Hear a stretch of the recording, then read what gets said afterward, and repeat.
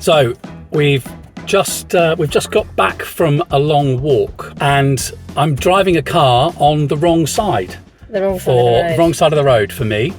And not only am I driving a car on the wrong side of the road, I've also had to use a gear stick again, and I've had an automatic car for about 4 years.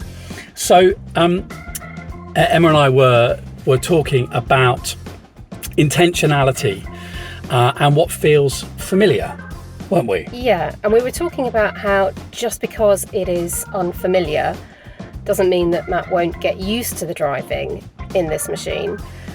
And also how stressful it is when the patterns that we already have and the automatic pilot that we already have are disrupted. And I've been uber stressed just watching it happen. And I've been trying to navigate, gripping the phone, going right, left, So my patterns have been disrupted as well, which has been fraught. Yeah.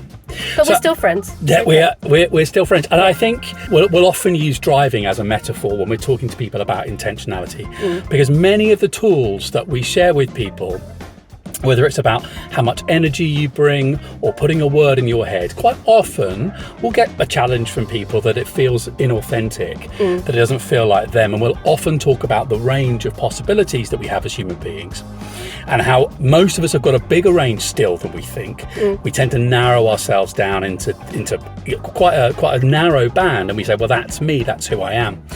And when you push outside of that range, it does feel unfamiliar. It feels like getting in a car, in the other side of the car, driving on the other side of the road, and you're having to really think hard and really concentrate. Yeah. Haven't been able to listen to music, haven't been able to just talk about, what we're doing. I've had to really focus. And when we first start using some of our tools, we have to be very conscious. We have to be very mindful, don't we? Yeah, and you can't let that then define who you are in that situation, because I don't think of Matt as somebody who isn't a confident driver, and neither do I think of him somebody who is stressed. And yet in this situation, absolutely, both of those things, a nervousness, a stress about it. So that doesn't define who he is. That's not who he is when he drives. He's able to push out, expand, learn and practice.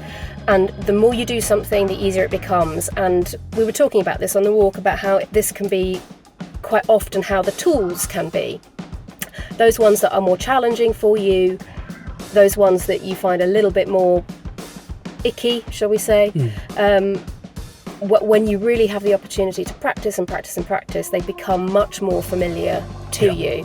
And that's the space of growth, right? Yeah. If it was easy, then, Definitely, definitely. And the good thing about our tools is you are not in a metal box travelling at 60 kilometres an hour. Sometimes more than that. Trying to navigate up tiny mountain roads to go for a walk.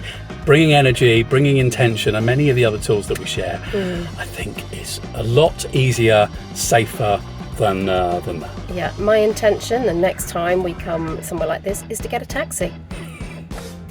4D Human Being, developing the communication skills, leadership and well-being of your people.